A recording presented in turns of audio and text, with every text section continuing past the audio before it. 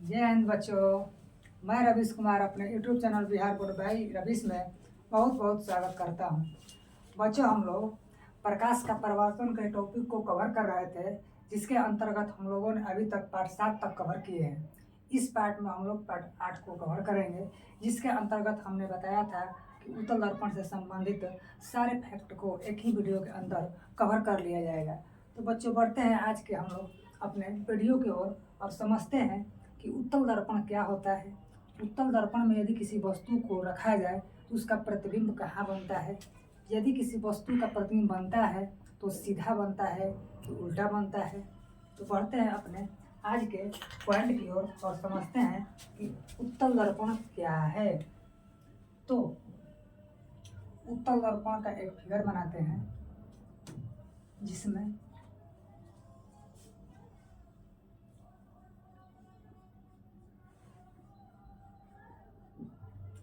इसका नाम क्या हो जाएगा,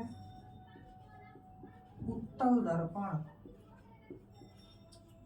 उत्तल दर्पण बच्चों, हमने बताया था कि उत्तल दर्पण का जो परावर्तक सतह होता है वो उभरा हुआ होता है। परावर्तक सतह जहाँ पर प्रकाश की किरण को गुजारा जाता है या परावर्तित कराया जाता है, तो उस क्षेत्र को प्रकाश का परावर्तक सतह कहते हैं। इसमें कलई की भाग जो होता है धंसा हुआ होता है। तो यदि कोई आपसे उत्तल दर्पण का कोई परिभाषा पूछे तो बताइएगा कि उत्तल दर्पण में उभरा हुआ भाग परावर्तक सतह होता है, जबकि धंसा हुआ भाग कलई किया हुआ होता है। हमने बताया था कि दर्पण का मध्य बिंदु जो होता है उसे हम लोग ध्रुव कहते हैं, यानी कि पोल। यानी कि दर्पण के मध्य बिंदु को हम लोग क्या कहते हैं, तो ध्रुव कहते हैं। यानी कि ध्रुव पर एक हम लोग अक्ष बनाते हैं, जिसको हम लोग मुख्य अक्ष के नाम से जानते हैं या अक्ष के नाम से जानते हैं। इसमें बच्चों, इसका जो गोले का खोखले गोले का केंद्र वाला भाग होगा, यानी कि ये केंद्र इसको हम मानते हैं, इसे हम लोग वक्रता केंद्र कहेंगे। इन दोनों वाले बीच के पॉइंट को हम लोग एफ कहते हैं, यानी कि फोकस या मुख्य फोकस कहते हैं। तो हम लोग समझते हैं बच्चों कि इसमें वस्तु को कहाँ रखा जाता है। कोई भी दर्पण हो, हमने बार बार बताया है कि वस्तु जो होता है वो परावर्तक सतह के सामने रखी जाती है। तो परावर्तक सतह इधर है, तो वस्तु को हम लोग रखेंगे यहाँ पर, यानी कि ये वाला अनंत वाला भाग हो गया और ये जो हो गया P, यानी कि ध्रुव। यदि हम वस्तु को अनंत और P के बीच कहीं भी रखें या दर्पण जो है ये परावर्तक सतह के पीछे कहीं भी रखें, तो क्या होता है कि इससे जो प्रतिबिंब जो आपतित कराया जाता है, जो किरण आपतित कराई जाती है, तो परावर्तन का नियम का पालन करता है, यानी कि यह वापस इस तरह की ओर लौटता है। ठीक, लेकिन इसमें जो प्रतिबिंब बनता है बच्चों, वह कभी भी हम लोगों ने पढ़ा है कि दर्पण के समानांतर आने वाली प्रकाश की किरण दर्पण से टकराने के बाद कहाँ पर मिलती है, तो फोकस पर मिलती है। कहाँ पर मिलती है, तो फोकस पर मिलती है। यानी ये तो परावर्तित हो गई, लेकिन हमें फोकस को मिलाना है। तो फिर फोकस को मिलाने के लिए यहाँ पर आएगा, ठीक है। तो इसमें देखें कि उत्तल दर्पण में जो फोकस पर प्रकाश की किरणें आती है वो आभास होती है, उस पर कल्पना की तरह रहती है। यानी कि देखिए, हम लोग पिछले वीडियो में पढ़े थे, इसे टूटी हुई रेखा से हम दर्शाते हैं, तो यहाँ पर दर्शाए हैं। तो सीधी सी बात है कि अनंत पर स्थित वस्तु का जो वस्तु रखा हुआ होता है या कहीं भी रखा हुआ होता है, उससे जो प्रकाश आपतित होती है, तो उत्तल दर्पण में परावर्तन के बाद या परावर्तित के बाद मुख्य फोकस की ओर मिलती हुई प्रतीत होती है। देखिए, टूटी हुई रेखा से दर्शाया, मिलती हुई प्रतीत होती है। तो जो मिलती हुई प्रतीत होती है तो प्रतीत होना ही किस प्रतिबिंब का उदाहरण है? तो काल्पनिक प्रतिबिंब का। इसमें वस्तु का प्रतिबिंब कैसा बनता है?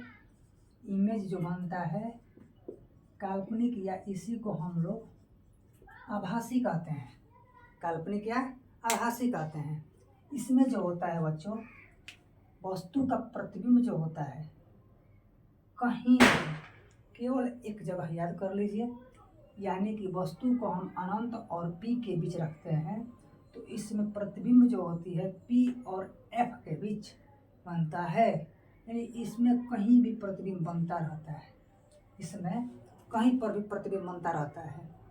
तो यहाँ पर एक फैक्ट हमने समझाया कि उत्तल दर्पण में यदि वस्तु को अनंत और पी के बीच रखते हैं, अनंत और पी के बीच रखते हैं तो इसमें वस्तु का प्रतिबिंब पी और एफ के बीच बनता है।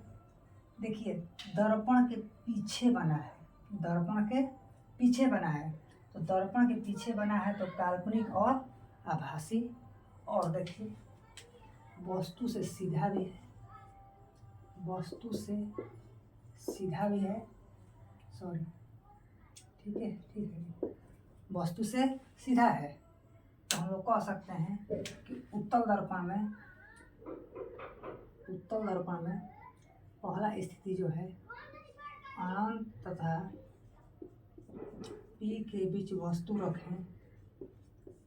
रखें तो इसका इमेज एफ तथा पी के बीच बनता है, पी के बीच बनता है। इसकी प्रकृति जो होती है, इसकी प्रकृति क्या होगी बच्चों? काल्पनिक या आभासी। और आकार कैसा होगा? आकार आभासी होगी तो आभासी के साथ साथ क्या बनता है? सीधा। आभासी में क्या बनेगा? सीधा। आकार जो होती है वो वस्तु के आकार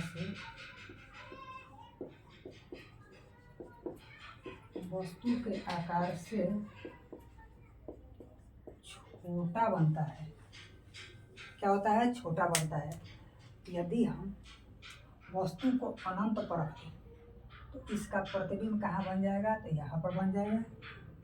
यदि हम वस्तु को कहीं भी रखें, उत्तल दर्पण में पूछ दे कि उत्तल दर्पण में वस्तु को कहीं भी रखा जाए तो उसका प्रतिबिंब कहाँ पर बनेगा? यहाँ पर कहीं भी रख दें तो प्रतिबिंब जो होता है वो पी और एफ के बीच बनता है। दूसरा फैक्ट ध्यान से समझना, यह बहुत ही अच्छा है। जैसे जैसे ध्रुव से वस्तु को हम बढ़ाते हैं, जैसे जैसे ध्रुव से वस्तु को हम बढ़ाते हैं तो वस्तु का जो प्रतिबिंब बनता है फोकस की ओर बढ़ता चला जाता है। फिर से समझे, दर्पण से यदि वस्तु को दूरी बढ़ाएं, यानी कि पी से इसकी दूरी बढ़ाते चले जाएं तो इसका प्रतिबिंब जो होता है फोकस की ओर बढ़ता चला जाता है और इसके साथ साथ यह छोटा होता चला जाता है। प्रतिबिंब जो होगा यह छोटा होता चला जाएगा। तो इसे एक लाइन में समझें कि उत्तल दर्पण में यदि वस्तु को ध्रुव से जैसे जैसे पीछे की ओर खिसकाया जाता है वैसे वैसे उसका प्रतिबिंब फोकस की ओर बढ़ता चला जाता है और वस्तु का प्रतिबिंब जो होता है वो आकार में छोटा होता चला जाता है। अगला पॉइंट समझें कि यदि वस्तु को हम लोग आपतित किरणों को इसमें पी से गुजारें, यानी कि इसको पी से गुजारें तो इसका प्रतिबिंब ही पी पर ही बनता है।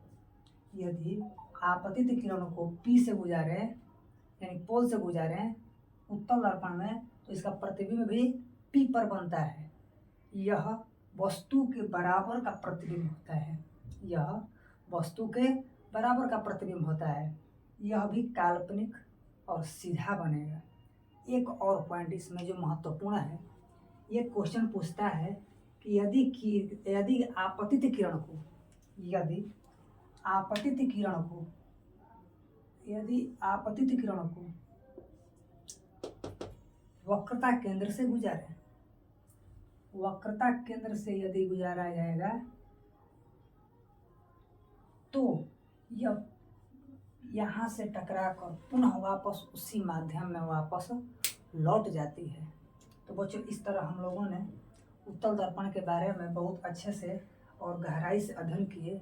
इस वीडियो के बाद हम लोग पार्ट 9 लेकर आएंगे, जिसके अंतर्गत हम लोग अवतल दर्पण से संबंधित उपयोग, जैसे हाजमती के रूप में अवतल दर्पण का उपयोग क्यों किया जाता है, इसका कारण सहित बताएंगे। हाँ, इसके बाद बताएंगे कि किसी भी गाड़ी के हेडलाइट या टर्च लाइट वाला हेडलाइट में अवतल दर्पण का प्रयोग क्यों किया जाता है, कारण सहित बताएंगे। इसके बाद इसमें एक क्वेश्चन भी होता है जो परीक्षा के दृष्टिकोण से बहुत ही महत्वपूर्ण होता है, जो अक्सर परीक्षा में पूछ लिए जाते हैं। जैसे कि वस्तु जो है, कोई भी गाड़ी के साइड मिरर के रूप में उत्तल दर्पण का उपयोग क्यों किया जाता है। तो अगला वीडियो दोस्तों आप लोगों के लिए दर्पण से संबंधित उपयोग पर आएगा, जिससे हम लोग कारण सहित समझेंगे। जो अगला वीडियो होगा आप लोगों के लिए बहुत ही महत्वपूर्ण होने वाला है। मिलते हैं अगले वीडियो में। जय हिंद।